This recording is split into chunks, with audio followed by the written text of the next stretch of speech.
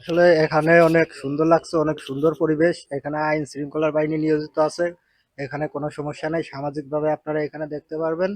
এবং এটা অনেক আগেকার জমিদার বাড়ি, অনেক সুন্দর জায়গা, ঘোরাফেরার জন্য অনেক ভালো। বাংলার মাটি শুধু ফসল ফলায় না, এই মাটি জন্ম দেয় ইতিহাস, সভ্যতা আর রাজকীয় গৌরবের। ঢাকার অদূরে টাঙ্গাইল জেলার মির্জাপুর উপজেলায় অবস্থিত এমনই এক নীরব ইতিহাস, মহেরা জমিদার বাড়ি।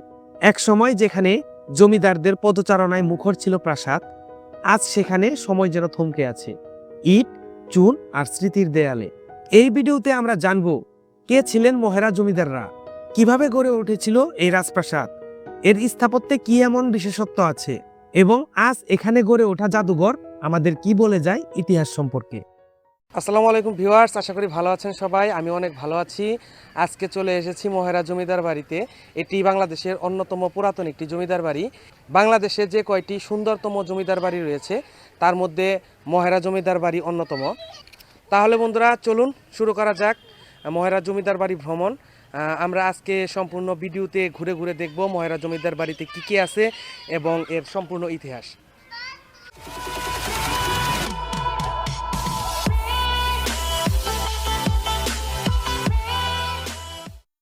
19 শতকের শুরুতে বাংলায় জমিদারি ব্যবস্থা ছিল ক্ষমতা ও প্রতিপত্তির প্রতীক।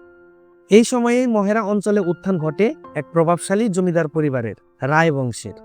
মহেরা জমিদার বাড়ির প্রতিষ্ঠাতা ছিলেন রায় রামকানন্দ রায়। পরবর্তীতে তার উত্তরসূরিরা এই জমিদারির বিস্তার ঘটান। এই জমিদারি শুধু অর্থনৈতিক ক্ষমতার কেন্দ্রে ছিল না, এটি ছিল প্রশাসন, সংস্কৃতি ও সমাজ ব্যবস্থার এক গুরুত্বপূর্ণ স্তম্ভ। মহেরা জমিদাররা ব্রিটিশ শাসনামলে ছিলেন অত্যন্ত প্রভাবশালী। তারা রাজস্ব আদায় করতেন, বিচার করতেন স্থানীয় বিরোধ এবং শিক্ষা ও ধর্মীয় কর্মকাণ্ডে দান করতেন বিপুল অর্থ। কিন্তু সময় বদলায়। 1950 সালে জমিদারি প্রথা বিলুপ্ত হলে এই প্রাসাদের জৌলুসও ধীরে ধীরে ফিকে হয়ে যায়। তবুও ইতিহাস হারিয়ে যায়নি, তা আজও দাঁড়িয়ে আছে এই স্থাপত্যের দেয়ালে।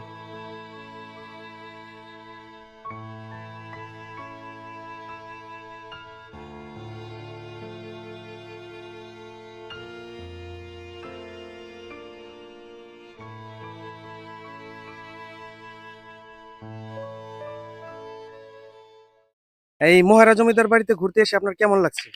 অনেকটা ভালো। পরিবেশটা অনেক মনোরম। অনেকটা ভালো লাগছে আমাদের। মহেরা জমিদার বাড়ির ঐতিহ্য সম্পর্কে কি আপনি কিছু বলতে পারবেন? যারা পরবর্তীতে এখানে ঘুরতে আসবে তাদের উদ্দেশ্যে কিছু বলেন। আসলে ভালোই হবে। এখানের পরিবেশ অনেক ভালো। এরকম বাজে কোনো নাই। সো মোটামুটি ভালোই হবে। পিক তোলার জন্য অনেক ভালো একটা প্লেস আছে। এমনি আলহামদুলিল্লাহ সবকিছু। ফিল করতেছি। রাজা রাজা ফিল করছেন অবশ্যই। অবশ্যই, অবশ্যই। কোথা থেকে আসছেন ভাইয়া? আমরা আসছি হচ্ছে আপনার গড়াই মির্জাপুর। যারা পরবর্তীতে এখানে আসবে, ঘুরতে আসবে, তাদের উদ্দেশ্যে কিছু বলেন। অবশ্যই এখানে আসলে ভালো কিছু ফিল পাবে, কারণ এখানে ঘোরার মতন আসলে শহরে ঘোরার মতন জায়গা থাকে না। বাট এখানে অনেকটা সুন্দর জায়গা আছে, যেখানে কিছুটা সময় ফিরলে ঘুরতে পারবে। অবশ্যই ভালো লাগবে। অনেক সুন্দর মনোরম জায়গা। মহেরা জমিদার বাড়িতে যারা আসবেন তারা পিছনে এরকম একটা সুন্দর শিশু পার্ক দেখতে পাবেন। যারা ছোট বাচ্চাদেরকে নিয়ে আসবেন তারা অনেক সুন্দর একটা সময় কাটাতে পারবে। আর পাশাপাশি এখানে যে বড় বড় গাছগুলো আছে, এই গাছগুলা অনেক বড়, মানে এগুলো হচ্ছে অনেক পুরাতন গাছ। অনেক আগের গাছগুলা এখনো পর্যন্ত রয়ে গেছে। মহেরা জমিদার বাড়ি মূলত একটি প্রাসাদ কমপ্লেক্স। এখানে রয়েছে একাধিক ভবন, খোলা প্রাঙ্গণ, পুকুর ও বাগান। সবচেয়ে গুরুত্বপূর্ণ তিনটি স্থাপনা হলো রানী ভবন, নাট মন্দির এবং জমিদারদের মূল প্রাসাদ। রানী ভবনটি নির্মিত হয়েছিল জমিদার পরিবারের নারী সদস্যদের জন্য। এটি তুলনামূলক ব্যক্তিগত এবং শোভাময়। এর স্থাপত্যে দেখা যায় ইউরোপীয় উপনিবেশিক নকশা, উঁচু খিলানযুক্ত দরজা, মোটা দেয়াল ও প্রশস্ত বারান্দা। এখানে আলো বাতাস চলাচলের জন্য বিশেষভাবে পরিকল্পিত জানালা ব্যবহার করা হয়েছে।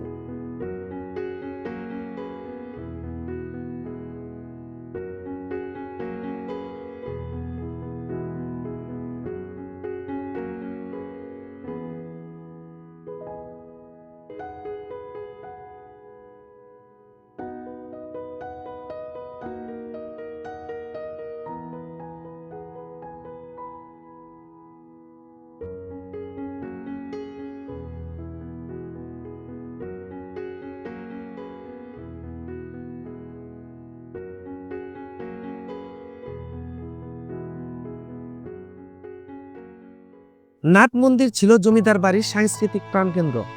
এখানেই হতো নাটক, যাত্রাপালা, সঙ্গীতানুষ্ঠান, ধর্মীয় উৎসব। স্থাপত্য শৈলীতে এটি অত্যন্ত নান্দনিক।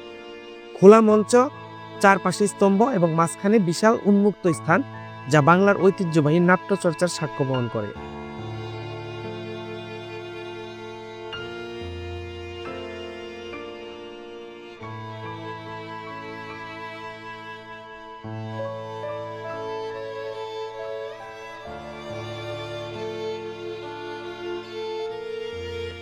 জমিদার ভবন ছিল প্রশাসনিক ও পারিবারিক ক্ষমতার কেন্দ্র।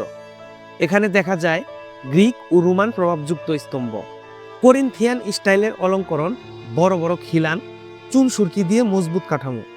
এই ভবনের নকশায় ভারতীয় ও ইউরোপীয় স্থাপত্যের এক অনন্য সংমিশ্রণ লক্ষ্য করা যায়।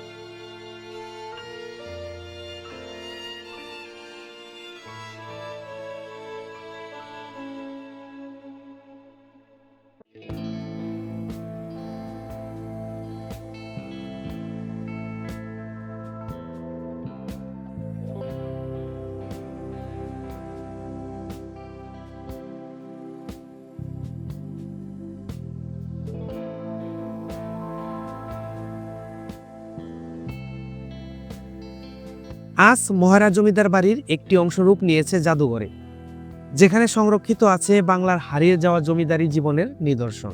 জাদুঘরে দেখা যায় পুরনো আসবাবপত্র, জমিদারদের আমলের ব্যবহৃত থালা বাসন, আলোকচিত্র, প্রশাসনিক নথিপত্র, দৈনন্দিন জীবনে ব্যবহার্য সামগ্রী। প্রতিটি বস্তু যেন গল্প বলে, ক্ষমতা, ঐশ্বর্য আর এক হারিয়ে যাওয়া সমাজ ব্যবস্থার গল্প। এই জাদুঘর নতুন প্রজন্মের জন্য ইতিহাস শেখার এক জীবন্ত পাঠশালা।